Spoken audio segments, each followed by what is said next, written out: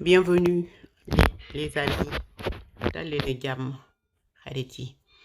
Aujourd'hui, je vous propose une recette facile de pain burger maison. Tay nak dama leena indil defarine bu yomb mburu ci sa kër.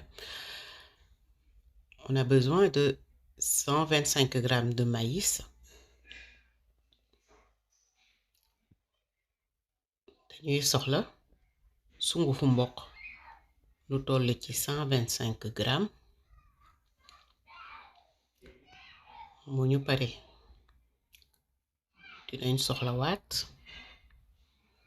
farine de blé 150 grammes. Aussi, on aura besoin de 150 grammes de farine de blé qu'on va ajouter à la farine de maïs.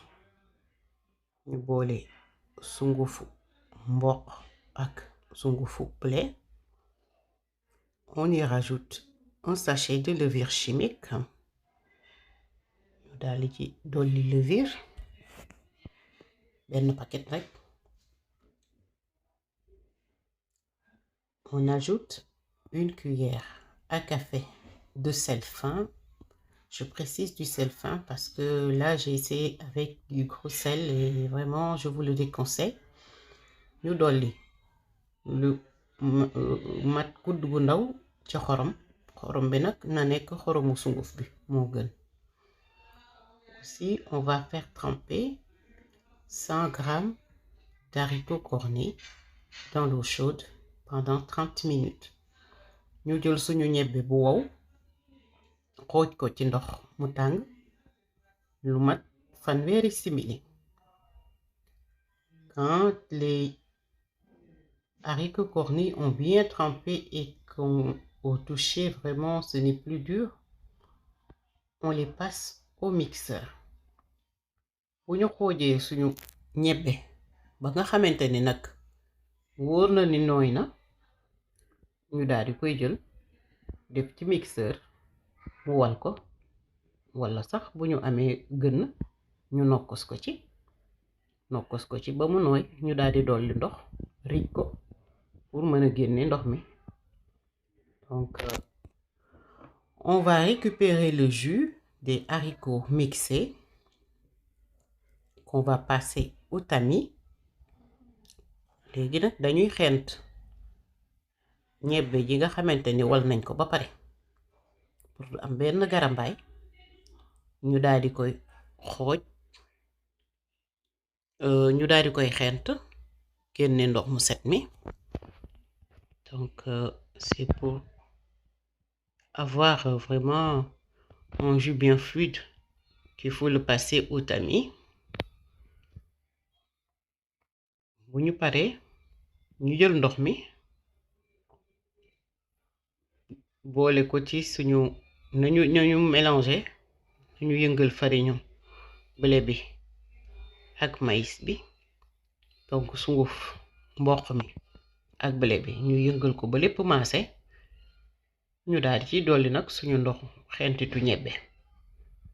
On mélange bien les deux farines de blé et de maïs et on y incorpore le jus du ñebbe passé au mixeur. Et quand on a la consistance voulue, on y rajoute 3 cuillères à soupe d'huile vraiment pour avoir la consistance voulue. Je vais corriger pour que la pâte vraiment soit bien plus lisse et bien plus légère. Bu ñu bëggee suñu pâte bi gën a yomb gën a nooy dañ ciy dolli ñetti kuddu diwlin daal di nag continuer di ko bës. waaw daal di nag bu ñu paree li nga xamante ne moom la ñuy jëmale ci four ba ñu préparer ko defar suñu pâte forme yi ñu bëgg mu mel ko ñu daal di koy commencer teg ci plaque bi jëm four. waaye balaa ñu koy def nag dañu ciy wis tuuti farine. Donc On va prendre la plaque qui va au four. Moi, j'ai mis du papier cuisson dessus. Et puis, on a aspergé un peu de farine pour éviter que la pâte ne colle. Et on va prendre les pâtes déjà modelées. On les a modelées pour avoir les formes voulues. Et enfariner la plaque avant de les déposer dessus pour éviter que ça colle. Là, on fait différentes formes. On a des formes de petits pains, vraiment des formes de baguettes et des formes de pain burger. Farine bi nag dañu koy liggéey ba nga xamante ni duñu am forme bi ñu bëgg, melokaan bi ñu bëgg. Mën nañu am melokaanu miisu mburu yu ndaw, donc mburu yu ndaw, wala melokaanu mburu yoo xamante ni dafa ron mu mel ni bal yu ndaw. Donc koy defee yépp mën nga ko forme yi mën nga ko defee ak sa loxo rek, mën naa bañ a wut leneen pour wut ay forme, mën nga ko defee ak sa loxo. Donc pour avoir les formes voulues, c'est juste y a pas besoin d'outils, c'est juste les mains qu'il faut. Il faut les travailler à la main pour avoir les formes voulues et les disposer sur la plaque de cuisson déjà enfarinée. Et puis là, on entaille pour avoir l'aspect de baguette et puis pour vraiment les laisser gonfler. Et puis ça va donner vraiment des formes de jolis petits pains. Dañuy jël paaka dagg rëdd ci. Buñ ci rëddee ci kaw bu paree day daal di génne vraiment melokaanu mburu yu ndaw.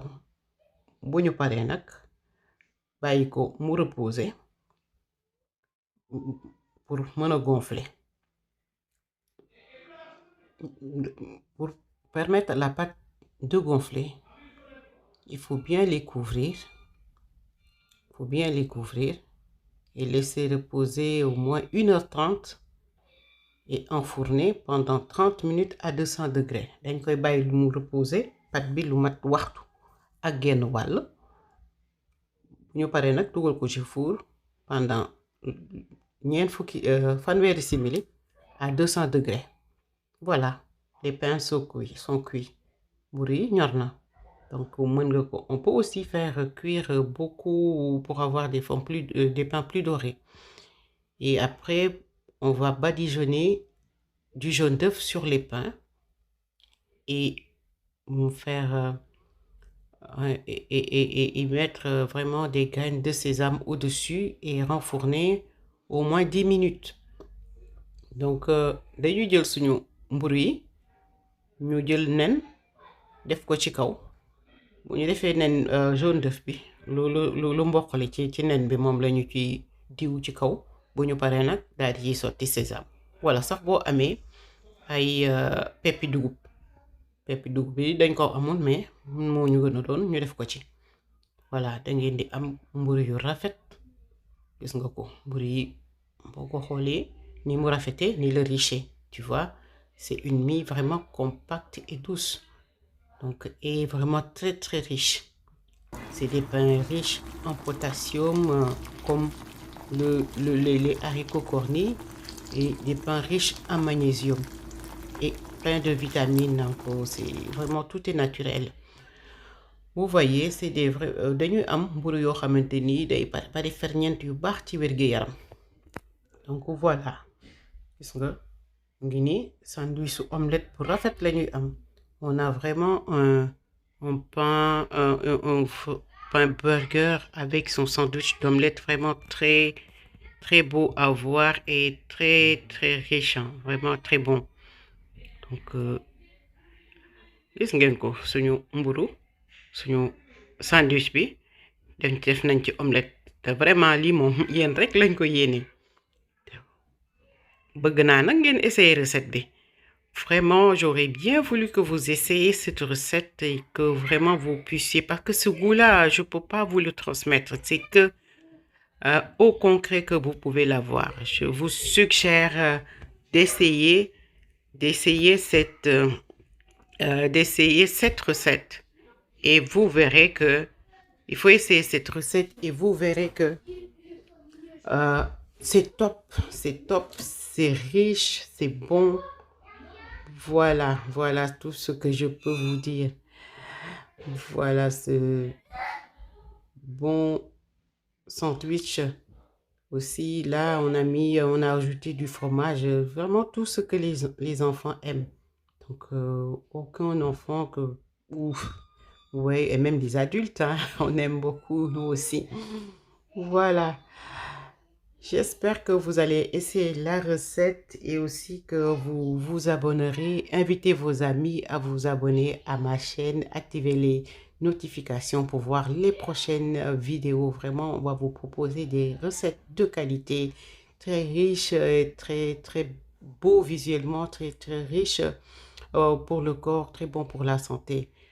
Merci, abonnez-vous, invitez vos amis à vous abonner. Merci, à bientôt. Bye bye.